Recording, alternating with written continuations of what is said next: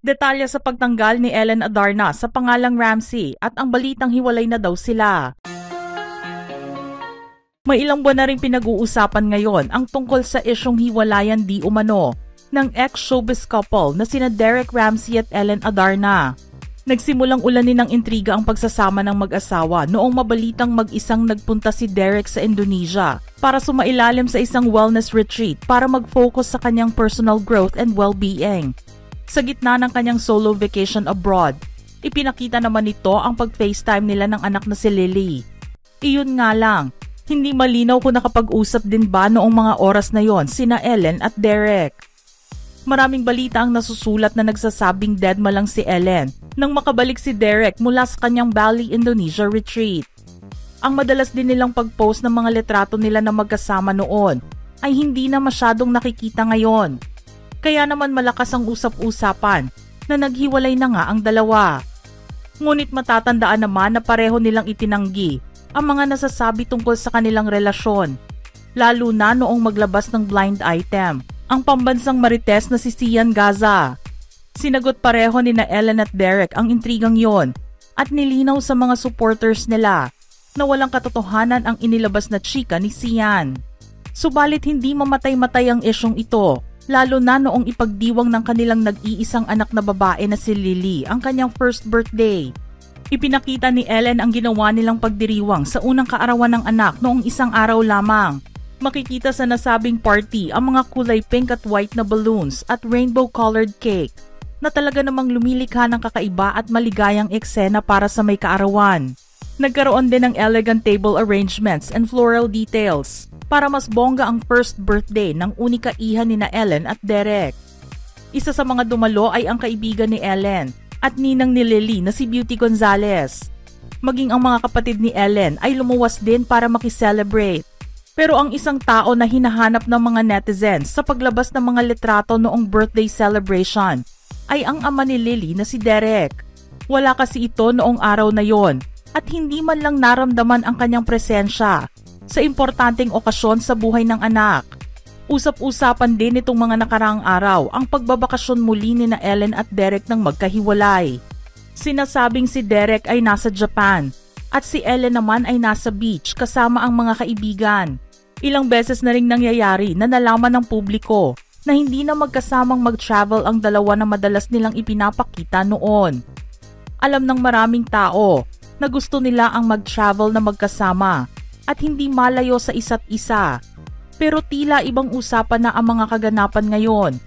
Nakita rin na muling nakasama ni Ellen ang kanyang pamilya sa Cebu. Kaya naman marami ang nagsasabing baka nga may katotohanan na naghiwalay na sila ng kanyang asawa. Naging abala naman si Derek sa kanyang personal schedule at October 12, 2025 nang magpunta ito ng Iloilo City para sa pagdiriwang naman ng anibersaryo ng isang alcoholic drink brand na ine-endorso niya. Makikita rin sa kanyang social media ang recently uploaded promotion nito para sa isang brand ng power bank. Napanood din ang paglalaro niya ng frisbee kasama ang mga kaibigan. Ipinakita rin ni Derek ang litrato ng anak kasama ang kanyang lola. Pero hindi man siya nakita sa birthday celebration ng anak. Nakasama naman niya ito at ipinost ang masayang bonding nila together. Mapapansin sa ilang mga litrato na naipost kung saan masayang nilalaro ni Beauty si Lily. Ang kaparehong background ng venue na ito ay makikita naman sa video na ipinost ni Derek habang inaabot at nilalaro ng anak ang isang stuffed puppy. Hindi nga lang malaman ngayon kung ito ay nangyari bago ang selebrasyon o pagkatapos.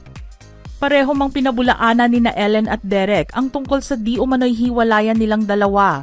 Kapansin-pansin naman ang pagtatanggal niya sa apelyidong Ramsey na kanyang married last name sa IG profile niya.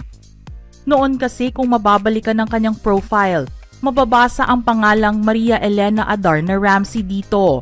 Ngunit ngayon, Maria Elena Adarna na lang ang nakalagay. Napansin din ng ilang netizens na wala nang suot na wedding ring si Ellen sa mga post ng mga kaibigan sa social media. Nagkaroon din noon ng balitang pag-unfollow ni Ellen kay Derek sa social media na kanya namang ipinaliwanag at sinabing hindi niya in-unfollow ang mister at baka may sira ang kanyang IG account. Kaya hindi ito lumalabas sa account niya. Ngunit mapapansin ngayon na nasa list of followings na niya si Derek. Ipinagpapalagay nga ng ilan na may katotohanan sa nababalita noon pa man, pero hindi lang nila makumpirma sa publiko dahil iniingatan nila ang kanilang anak. Todo rin kasi ang pag-flex ni Derek noon kay Ellen sa kanyang social media. Pero nitong mga nagdaang buwan, ay puro ang anak na lang na si Lily ang kanyang ipinopost. Ang huling beses na nakitang buo ang pamilya nila ay noong kaarawan ng panganay ni Ellen at stepson ni Derek na si Elias. Masaya ang nakita ng publiko sa litratong ipinost ng kinuha nilang event planner. Pero marami ang nakapansin na parang ang bigat ng aura na nakikita nila rito. Dahil sa nangyayari ngayon kina Ellen at Derek, binalikan ng mga netizens ang pinagdaan ng postpartum depression ni Ellen. Ilang buwan matapos niyang isilang ang panganay na anak naman niya kay John Lloyd Cruz. Sinabing malala ang postpartum niya na nauulit na naman ngayon. Ilang buwan din matapos isilang ang anak na babae. Nabasa rin ang tungkol dito sa isang post ni Ellen noong buwan ng August. Aniya, she will never forget how she was treated when she was postpartum, calling her crazy or using this very natural occurrence after birth against her is trope of the cruelest thing someone could do. As a man, you'll never understand. As another mother, you should have been ashamed of yourself for doing that. May idinagdag din siyang isa pang cryptic quote na talaga namang nagpaisip sa mga netizens sa sitwasyon nila ni Derek. Sinabi niyang, "You can't destroy the mother of your children and then tell me you're a good father." Hindi naman ito nagbanggit ng pangalan, pero hula ng mga netizens para kay Derek ang mensaheng ito. 5 buwan nga matapos manganak sa pangalawa niya, inilahad ni Ellen ang pagbabalik niya sa kanyang payat na pangangatawan na resulta ng regular workout at healthy diet. Sinabi nga niya na 9 na buwan siyang nagdalang tao, kaya naman 9 na buwan din ang kailangan niya para pumayat muli. Took me 9 months to grow a tiny human in my belly, so I'm giving myself another 9 months to hit my goals. Not there yet, but progress is progress. 5 months postpartum and still showing up. Even if I wish it was linear, the ups and downs, and hello hormones. Inamin din ni Ellen na nakaranas siya ng hair fall at sciatica, isang uri ng nerve pain na nakuha niya sa kanyang ikalawang pagbubuntis. Idinagdag naman niya na sumasailalim siya sa therapy para solusyonan ito. Thank you, Liana, for the souvenir. Nothing says motherhood like nerve pain and aches everywhere.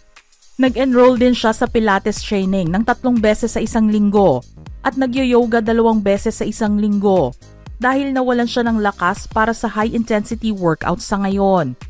Ani rin niya, "My sciatica loves to remind me to take it slow."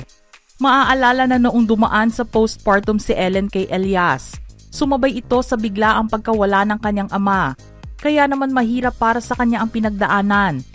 Gayunpaman, pinilit niyang palakasin ang kanyang mental health. Kaya ngayon ay maayos na ang pag-co-parent nila ni John Lloyd kay Elias. Matapos na i-deny ni na Ellen at Derek ang tunay na sitwasyon nila ngayon, wala pang panibagong anunsyo ang dalawa tungkol sa pinag-uusapang hiwalayan nila. Naninindigan kasi si Derek na hindi na sila mga artista at wala na sila sa showbiz ni Ellen para isapubliko pa ang kanilang buhay sa maraming tao. Mga ka-showbiz peeps, gusto naming marinig ang inyong opinyon sa ating istorya ngayon. Share your thoughts now in the comment section below.